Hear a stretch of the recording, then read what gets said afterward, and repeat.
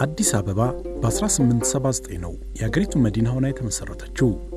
ከተማዋ የዲፕሎማቶች መቀመጫና የሀገሪቱ የኢኮኖሚያዊና ፖለቲካዊ ማዕከልም ሆና ታገለግላለች።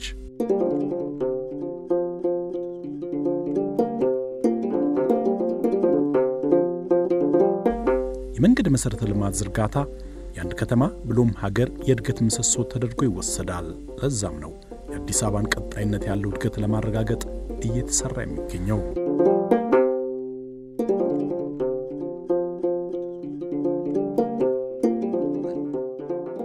ቻይናውያን ማደግ ከፈለክ መንገድ ስራ ይላሉ።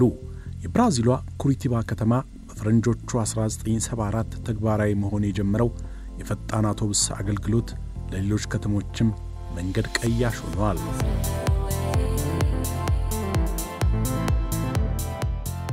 የአዲስ አበባን ከተማን ለማዘመን ከሌሎች ሀገራት ልምድ ተቀምሮ ሲሰራበት ቆይቷል። ዛሬም የመንገድ መሰረተ ልማቱ የከተሞችን ፈጣን እድገት የሚያረጋግጥ የለውጥ ምህዋር በመሆኑ የአዲስ አበባ መንገዶች ባለስልጣን ጥራትና ፍጥነትን ታሳቢ አድርጎ ለመስራት በእቅዱ አካቷል። ሌሎች ሀገሮችም የትራፊክ ፍሰታቸውን ማረጋገጥ የቻሉት ብዙሃን ትራንስፖርት ላይ ልዩ ትኩረት በመስጠት ነው። በሚቀጥሉት 10 ዓመታት ከ15 እስከ 20 የሚደርሱ ለአውቶቡስ ብቻ የተከለሉ የአውቶቡስ የፍጥነት መንገዶችን የምንገነባ ይሆናል። አዲስ አበባ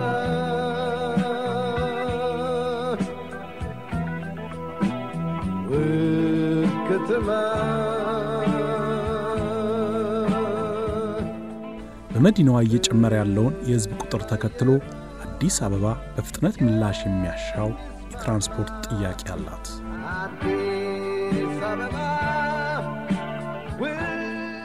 ከተማ አስተዳደሩ በሀገሪቱም ሆነ በከተማይቱ የመጀመሪያ የሆኑ ግዙፍ የመንገድ ፕሮጀክቶችን የጀመረበት ዓመት ነበር። አዲስ አበባ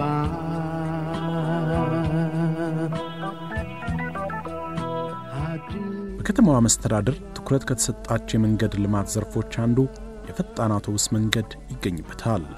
አምና 171 ኪሎ ሜትር የመንገድ ግንባታና 544 ኪሎ ሜትር ጥገናን በማከናወን ባለስልጣኑ ከእቅዱ በላይ ስኬታማ ስራዎችን ከውኗል።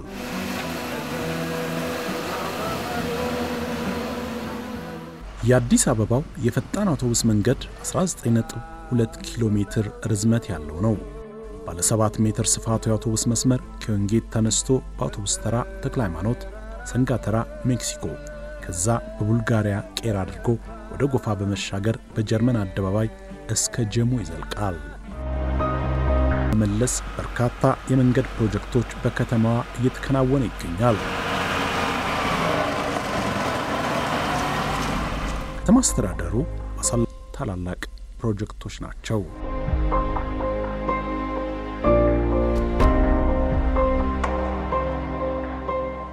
የአዲስ አበባ መንገዶች ባለስልጣን ዘንድሮ ያካሄዳቸው ከሚገኙ ግዙፍ የመንገድ ግንባታ ውስጥ ይካተታል። ከፑሽኪን አደባባይ እስከ ጎተራ ያለው ፕሮጀክት መንገዱ 3.8 ኪሎ ሜትር ርዝመትና ከ30 እስከ 45 ሜትር የጎን ስፋት አለው። 1.5 ቢሊዮን ብር ተመድቦለት በ2 ዓመት ከመንፈቅ ለማጠናቀቅም እየተሰራ ነው።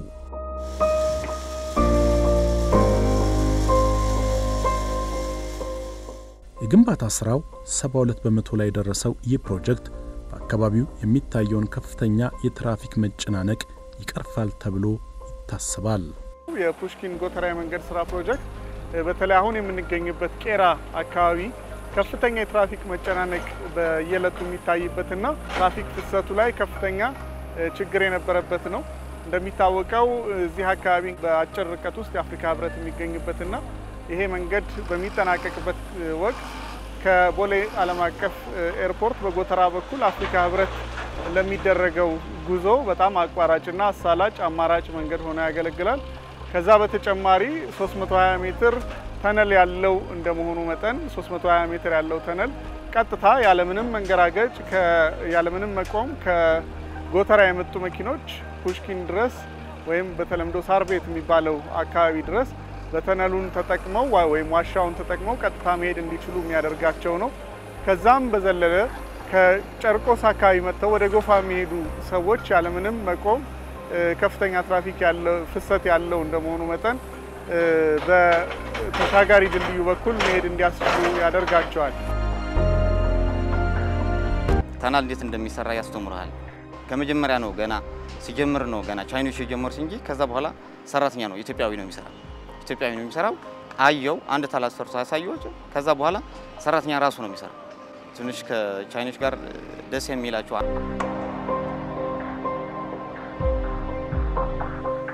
እዚህ ሲሰራ የመጀመሪያዬ ነው ያው ክላስ እንደምትማረውና ተግባር ላይ አንድ አይደለምና ብዙ ልምዶችን ያገኘው ነው የመጀመሪያ ስራ እንደመሆነ ይመጣ በጣም ትልቅ ስትራክቸር ነው ያው እንደምታየው እየሰራ ነው ፌሮ እዚህ ቻይና ግቢ ነው ቻይና ነው ታስተምራል አንደኛ አባሻል እዚህና ወክሉ ማለት ወክሉና ቻይኖቹ ተቀብለው ወክሉም ያስተምሩ አለ እነሱ ጋር ነው የሚሰራው እና በቀን አንድ 2 ሰዓት ላይ መተፈረን ጨርሻለሁ እንደገና ዳግመን ሄደን አመጣል እንደገና ይሰራል ይሄን ሰርተን ጨርሰን ደግሞ ግርግዳ አለ ይሄን ደግሞ በርማታ ሞልተን ፋመላ አቆመን እሱን ጠግነን ዛሬ ጠግነን ከሆነ ዛሬ ከሞላ ከሆነ ነገን አፈርሳለን ለሌላ ቦታ ይቀይራል ደግሞ ፋውንዴሽን አለ ከስር ማለት ፋውንዴሽን ከስር አለች እሷን ሞልተን ይኸው በዛ በኩል አሁን ወደ እንትና ማዞሪያ አለች እሱ ሞልተን ወደዚህ ወደ ፌሮ ይመጣል ፌሮ ጨርሰን ወደ አርማታ ጨርሰን ወደ ፌራው ማለት የነስራ ማለት በቃ እንደዚህ ወደዛ ነው የስራው ነው እንደዚህ ነው ማለት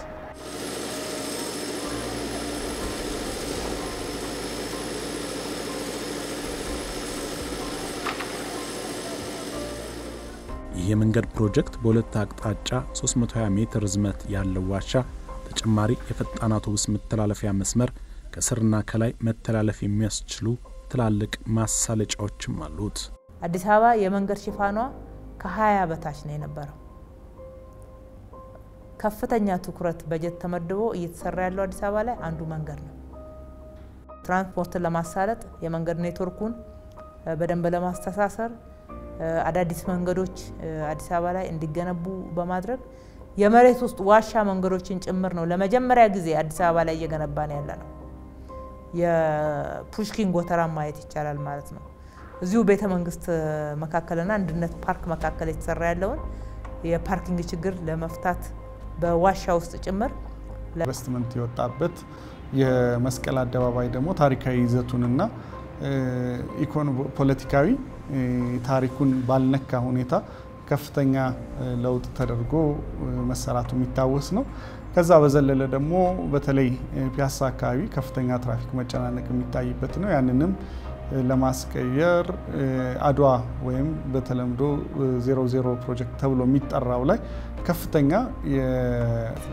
ትልቅ ኤሪያ ስለሆነ ህብረተሰቡ እንዳይደናገር እንዳለ የተለያየ ከለር አርገናል ስለዚህ አንተ መኪና 2500 ላይ ገና እዚህ ነው ያቆምኩ ከምትደናገር ከዲጂታሉ እንዳለ ሆኖ እዚህ ጋር ቢጫው ላይ ያቆም ያለው እዚህ ቦታ ነው ተላለ የተለያየ ከለር አርገናል እንዳይ ውብ ነው ኢኮኖሚካሊ ፋይዳ አላቸው በዛው ልክ ስራ እድል ይፈጥራሉ ማለት ነው ከሱቆች ጋር ከሳይክሎች ማስተዳደር ጋር ከኤልኢዲ ስክሪኖች ጋር ሊሆን የተለያየ ገቢ ማምጣት ይችላል አዲስ አበባ ጽዱ አረንጓዴ እናደርጋለን ሲል እሷም የሚመጥን ፕሮጀክቶች ነው መንደፍ ያለብን ስለዚህ አሁን በሷ ስሟን ያገኘች ይመስለኛል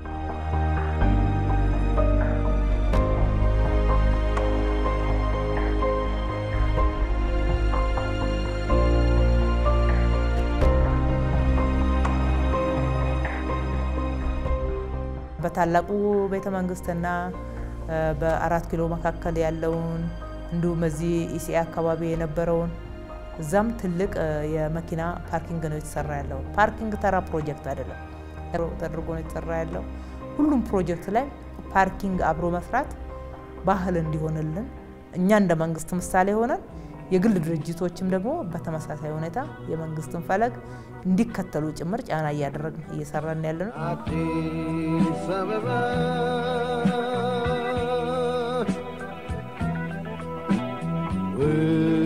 ከተማ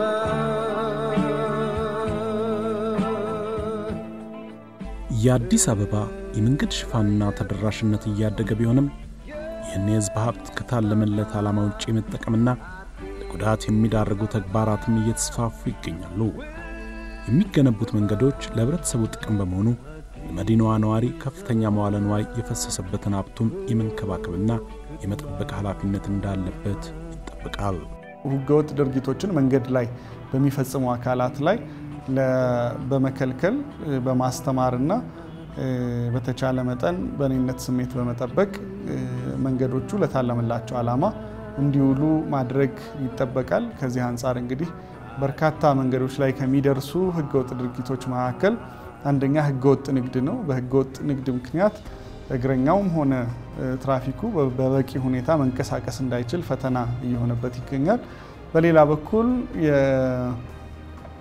የእግረኛ መንገዶች ላይ የግንባታ ተረፈ ምርቶችን መጣል በተደጋጋሚ የሚስተዋሉ አግባብ ያልሆኑ ድርጊቶች ናቸው። ከዚህ አንፃር እንግዲህ የመሰረተ ልማት እና ቅንጅትና የግንባታና ቁጥጥር ባለስልጣን እነዚህ ቦታዎች ላይ የሚያጋጥሙ ችግሮችን ግንባታ ፍቃድ በሚሰጥበት ጊዜ ቁጥጥር ለማድረግ ጥረቶች እያደረገ ይገኛል። ያ ግን ተጠናክሮ ሊቀጥል ይገባል።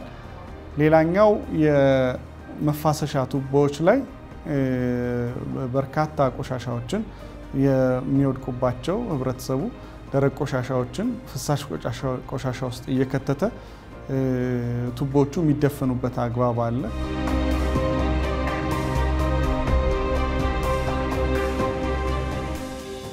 የቃሊቲና የሸጎሌ ዴፖዎችና ተርሚናሎች ግንባታን አጠናቆ አገልግሎት የዋለው የከተማ መስተዳድሩ ሌሎች ሊገነባ ያቀዳቸውን ደግሞ ዲዛይናቸውን አጠናቆ በሂደት ላይ ይገኛል።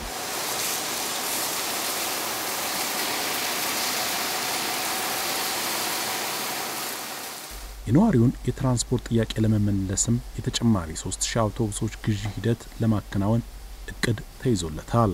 የ3000 ባሶች ግዢ በሂደት ላይ ነው ያሉት። ያው በአገር አቀፍ ጨረታ ወጥቶ በተለይ ጨረታውን ያሸነፈው የምናቀርቦት ላይ እንዲሰማራ የተደረገው የቢሾፍቱ አውቶሞቲቭ ድርጅት ነው። የደብረ ዘይት ላይ ያለው ኮንትራቱ የአግሪመንት ሁሉ ነገር አልቆ በፕሮሰስ ላይ ነው ያለው። አሁን ከአቅራቢ ድርጅቶች ጋር ድርጅቱ የቢሾፍቱ አውቶሞቲቭ የምንለው ከአቅራቢ ከውጪ ከሚያቀርቡ ድርጅቶች ጋር እየተደራደረና ወደ ግዢ ፕሮሰስ ውስጥ እየተገባ ያለበት ሁኔታ ነው ያለው።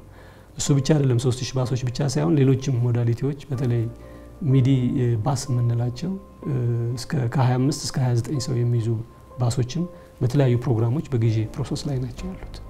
ይሄ ማለት ወደ 200 ተጨማሪ የሚዲ ባሶች ከ3000 ባሶች ውጪ ሌላ ፕሮግራም በግዢ ፕሮሰስ ላይ ያሉ እንዳሉ እነዚህ ሲገቡ የበለጠ የከተማውን ትራንስፖርት አቅርቦት ሊያፋጡ ወይም ደግሞ ሊያሳኩ ይችላሉ ብለን ነው የምናስበው። አዲስ አበባ የሰው ቁጥር በየጊዜው በጣም እየጨመረ ነው። የትራንስፖርት ፈላጊው የትራንስፖርት አገልግሎት አሰጣጡ ደግሞ በዛው ልክ እየዘመነና አቅርቦቱም እየጨመረ የሚሄድበትን ሁኔታ ተመጣጣኝነት አናይም። አንዱን ማስተካከል አለብን ብለን እሱ ላይ ነው ርብርብ እያደረግን ያለነው። 3000 ተጨማሪ ባሶችን በቢሊየን የከተማውን በጀት መድበን በግዢ ሂደት ላይ የሚገኝበትም ዋናው ምክንያት አንዱ ይሄ ነው። ወደ 560 የሚሆኑ ተጨማሪ ድጋፍ ሰጪ ባሶችን ከግል ባለሀብቶች ተከራይተን ወደ ገበያ ያሰማራንበት እስከዛሬም እየሰሩ ያሉበትን መነሻ አድርጎ መናገር ይቻላል። ችግሩን ለማቃለል ነው። አንበሳ አውቶቡስን ሸገር ባስን በአመት እስከ 1.5 ቢሊዮን ድረስ ነው የምንደግፈው።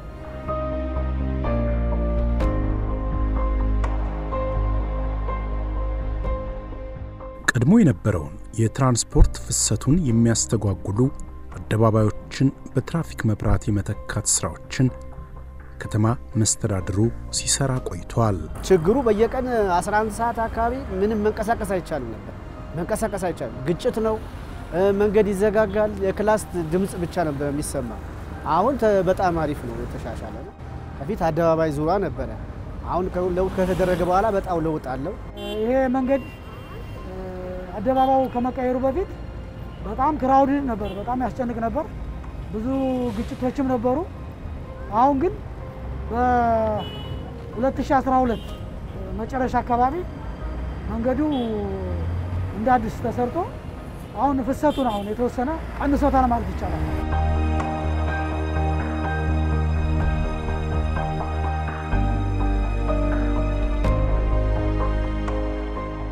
በመገናኛ አካባቢ እየተገነባ ያለው ዘመናዊ ትራፊክ መቆጣጠሪያ ማዕከልም የከተማዋን የትራፊክ እንቅስቃሴ ለመቆጣጠር ቁልፍ ሚና ይኖረዋል። የአዲስ አበባ የትራንስፖርት ሴክተር ተቋማትን አንድ ላይ የሚይዝ ባለ 23 ፎቅ ህንጻም በመዲናዋ መስተዳድር እየተገነባ ነው።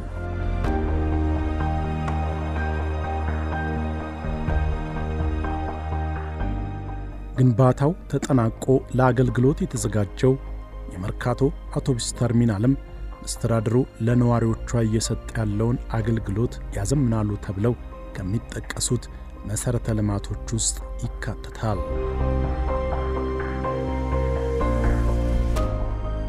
4125 ሜትር ስኩዌር አጠቃላይ ስፋት አለው።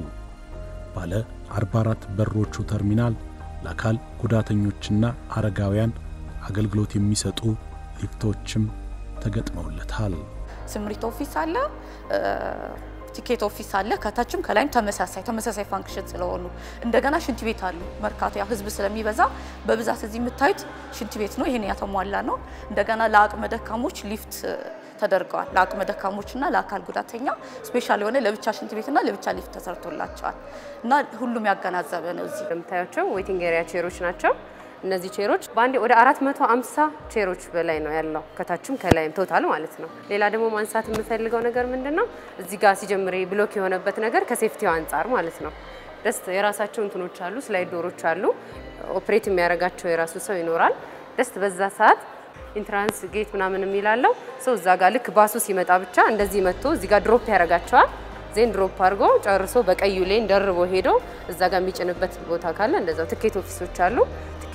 ትኬታቸውን ይዘው እንትኖቹ መጣው እዚህ ጋር ይሳፈራሉ ማለት ነው። የየራሳቸው የባስ ቁጥር ምናምን ይኖራቸዋል። በዋነኛነት እኛ የምናስበው እንደ ኮንትራክተር ሳይድ ምንድነው ሁሌም የተለመደ የሆነ አሰራር አለ። ጀስት ባስ ተርሚናል ሲባል የሆነ ሰው እንትን ብሎ አለ አይደል ባክ እንትን የነበረው ነገር ሰው ያንን ነገር ታርጌቱ ማዘመን ነው። ወደ ዘመናዊነት ህዝቡ እንዴት እናንቃ አይነት ነገር ነው። እንደዛ ስለሆነ ጥሩ ማሳያ ሰርተናል እንደ ጅማሮን ብለን እናስባለን።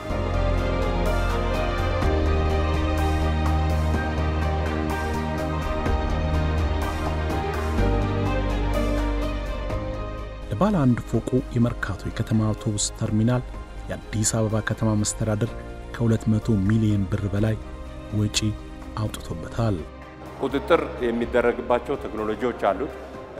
መረጃ የሚሰጥበት ሳውንድ ሲስተም መረጃ ሲስተም አለው።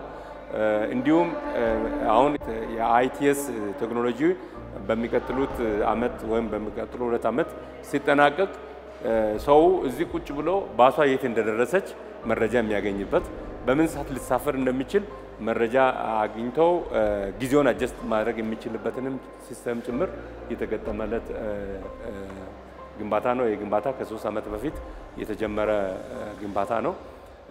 የተለያዩ አይነት ማነቆች የነበሩ ቢሆንም ማነቆቹ በትራንስፖርት ቢሮ በከተማ አስተዳደሩ ጥረትና ድጋፍ ለዚህ ደርሷልና መሰረተ ልማት ግንባታ ሂደታችን በዚህ ደረጃ ነው ያለው። መሰረተ ልማትን በመፍታት በኩል ከያዝነው እቅድ አንፃር በፍጥነት ተጀምሮ በፍጥነት እንዲጠናቀቅ የተደረገ ፕሮጀክት ነው። ይህም ብቻ አይደለም፣ በአጠቃላይ የትራንስፖርት መሰረተ ልማትን ለማስፋፋት እየተደረገ ያለው ጥረት እንደዚህ አይነት ተጨማሪ ተርሚናሎች፣ ዲፖዎች፣ ፓርኪንጎች በከተማችን ውስጥ እንዲስፋፉ እየተደረገ ነው።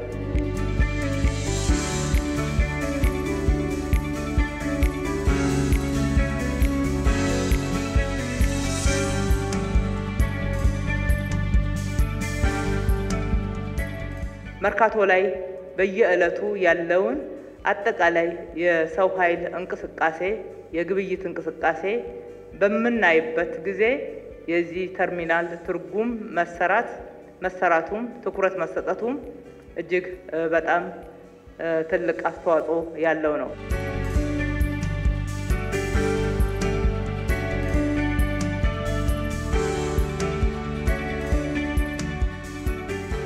አዲስ አበባን ለማዘመንና ለነዋሪዎቿ የምትመች ከተማን ለመገንባት የከተማ አስተዳደሩ ተልሞ እየሰራ ነው።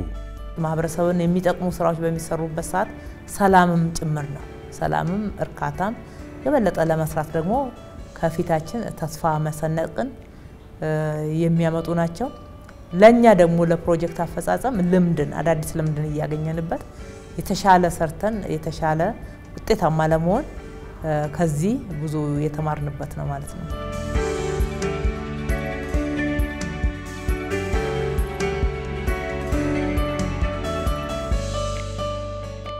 የአዲስ አበባን የትራንስፖርት ችግር ለማሻሻል የራሱ ድርሻ እንዳለው የሚታመንበትን አሮጌ ላዳ ታክሲዎችን በአዳዲስ ለመተካት የ6 ቢሊዮን ብር ብድር ከንግድ ባንክ ጋር ለማመቻቸት እየተሰራ ሲሆን በዚህም 10500 ባለ ላዳ ታክሲዎች ተጠቃሚ ይሆናሉ ተብሎ ይታሰባል።